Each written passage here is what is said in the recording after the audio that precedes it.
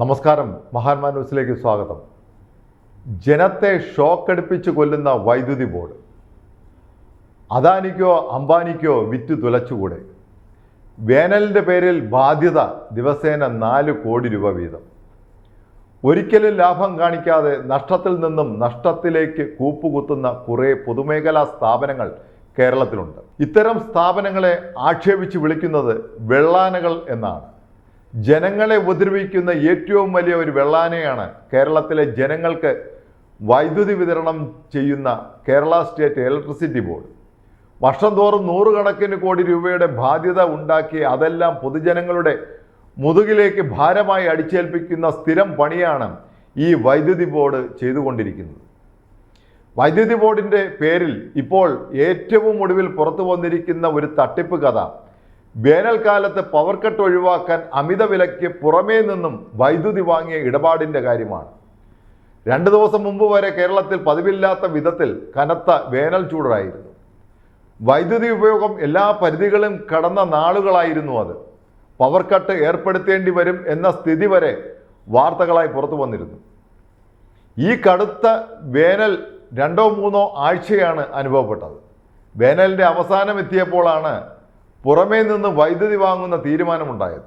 അടിയന്തര ഘട്ടത്തിൽ നടത്തിയ ഏർപ്പാട് എന്നതിൻ്റെ അടിസ്ഥാനത്തിൽ പറഞ്ഞ വില നിശ്ചയിച്ച് കരാർ ഒപ്പിടുകയാണ് ചെയ്തത് എന്നാണ് പറയപ്പെടുന്നത്. ഇതുമൂലം ഒരു ദിവസം 4 കോടി രൂപ സർക്കാരിന് നഷ്ടമുണ്ടാക്കിക്കൊണ്ടിരിക്കുന്നു എന്നും പറയപ്പെടുന്നു. നഷ്ടത്തിൻ്റെ കാര്യം മാത്രമല്ല, പുറമേ നിന്ന് ഇത്തരത്തിൽ വൈദ്യുതി വാങ്ങുന്നതിന് കരാർ ഉണ്ടാക്കിയത് ജൂൺ മാസം 30-ാം തീയതി വരെയാണ്. ഇപ്പോൾ തന്നെ കേരളത്തിൽ എല്ലാ ജില്ലകളിലും നല്ല മഴ കിട്ടുന്നുണ്ട്. വൈദ്യുതി ഉപയോഗം കാര്യമായി കുറഞ്ഞിട്ടുമുണ്ട്. മാത്രവുമല്ല, കേരളത്തിൽ ജൂൺ മാസം ആദ്യവാരം തന്നെ കാലവർഷം എത്തുകയും ചെയ്യും. എന്നിട്ടും കൂടിയ വിലയ്ക്കുള്ള വൈദ്യുതി വാങ്ങാൻ ജൂൺ 30 വരെ വെച്ചത് എന്തിന് എന്ന ചോദ്യം ഉയരുന്നുണ്ട്. കരാർ പ്രകാരം മഴ വന്നത് കാരണം വൈദ്യുതി ഉപയോഗിച്ചില്ല എങ്കിലും കരാർ പ്രകാരമുള്ള തുക അവർക്ക് കൊടുത്തേ പറ്റൂ. ഇതിനിടെ പറയുന്ന മറ്റൊരു രസകരമായ കാര്യം, സംസ്ഥാനത്തിൻ്റെ ആവശ്യത്തിനായി കേന്ദ്ര പൂളിൽ നിന്നും ദിവസേന ലഭിക്കുന്ന 50 ലക്ഷം യൂണിറ്റ് വൈദ്യുതി ഉപയോഗിച്ചിട്ടില്ല എന്നാണ്. ഈ വൈദ്യുതി ഉപയോഗിച്ചില്ലെങ്കിലും അതിൻ്റെ ഫിക്സഡ് ചാർജ് നൽകിയേ മതിയാകൂ. കനത്ത വേനലായപ്പോൾ ഉഷ്ണതരംഗം വരെ ഉണ്ടായി. ദിവസേന 3 കോടി യൂണിറ്റ് വൈദ്യുതി അധികമായി ഉപയോഗിക്കുന്ന സാഹചര്യത്തിൽ ആയിരുന്നു പുറമേ നിന്നും വൈദ്യുതി വാങ്ങുന്ന നടപടി സ്വീകരിച്ചത്. ഈ നടപടി ഒരു കൂടിയാലോചനയുമില്ലാതെയും റെഗുലേറ്ററി കമ്മീഷൻ അനുമതി ഇല്ലാതെയുമായിരുന്നു നടത്തിയത് എന്ന പരാതിയും ഉയരുന്നുണ്ട്. കേരളത്തിലെ വേനൽക്കാല സമയമായ ഏപ്രിൽ മെയ് മാസങ്ങളിലെ ഉപയോഗത്തിന് എന്ന് പറഞ്ഞുകൊണ്ടാണ് പുറമേ നിന്നും വലിയ വിലയ്ക്ക് വൈദ്യുതി വാങ്ങുന്ന കരാർ ഉണ്ടാക്കിയത്. കരാർ പ്രകാരം ജൂൺ 30 കഴിയുമ്പോൾ സംസ്ഥാന സർക്കാർ പുറമേ നിന്നും വാങ്ങിയ വൈദ്യുതിക്ക് 200 കോടിയോളം രൂപ നൽകേണ്ടി വരും എന്നതാണ് പറയപ്പെടുന്നത്. ആണ്ടുതോറും വൈദ്യുതി നിരക്കിൽ വർധനവ് വരുത്തി പരമാവധി ജനങ്ങളെ ദ്രോഹിക്കുന്ന ഒരു ഡിപ്പാർട്ട്മെൻറ്റാണ് സംസ്ഥാന വൈദ്യുതി ബോർഡ്. ഈ വിധത്തിൽ നിരക്ക് വർധന എന്നതിന് പുറമെ മറ്റു പല ചാർജുകളും ഈടാക്കി അയൽ സംസ്ഥാനങ്ങളിൽ ഒരിടത്തും ഇല്ലാത്ത വിധത്തിലുള്ള ഭീകരമായ ബില്ല് തുകയും പിരിച്ചെടുത്തിട്ടും വർഷാവസാനം എത്തുമ്പോൾ 100 കണക്കിന് കോടി രൂപയുടെ നഷ്ടക്കണക്കാണ് വൈദ്യുതി ബോർഡ് പുറത്തുവിടാറുള്ളത്. കേരളത്തിലെ ജനങ്ങൾക്ക് വെളിച്ചം വിതരണം ചെയ്യുന്നതിന് ആരംഭിച്ച വൈദ്യുതി ബോർഡിൻ്റെ പഴയകാല സാഹചര്യമല്ല ഇപ്പോൾ ഉള്ളത്.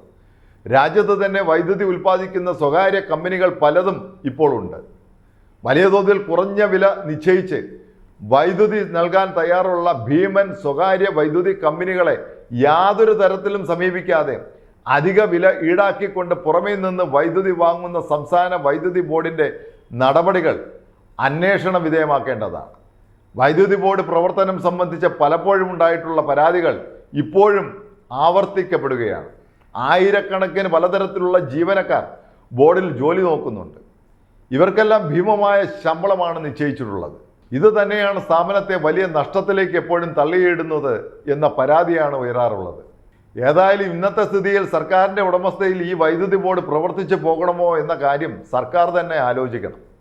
ഓരോ വർഷവും അധിക ചാർജ് ഈടാക്കി ജനങ്ങളെ ദ്രോഹിക്കുക എന്ന ഒറ്റ കാര്യം മാത്രം നടപ്പിലാക്കിക്കൊണ്ടിരിക്കുന്ന സ്ഥാപനമായി വൈദ്യുതി ബോർഡ് മാറിയിട്ടുണ്ട്. ഒന്നുകിൽ വൈദ്യുതി ബോർഡിനെ മേഖലകളാക്കി തിരിച്ച് സ്വകാര്യ വൈദ്യുതി കമ്പനികൾക്ക് കൈമാറുക. വൈദ്യുതിയുടെ വില നിശ്ചയിക്കുന്ന കാര്യത്തിൽ സർക്കാരിന് നിയന്ത്രണം നിലനിർത്തിക്കൊണ്ടുള്ള സ്വകാര്യ ഇടപെടൽ നടത്തിയാൽ ഒരുപക്ഷെ വൈദ്യുതി ബോർഡ് രക്ഷപ്പെട്ടേക്കും.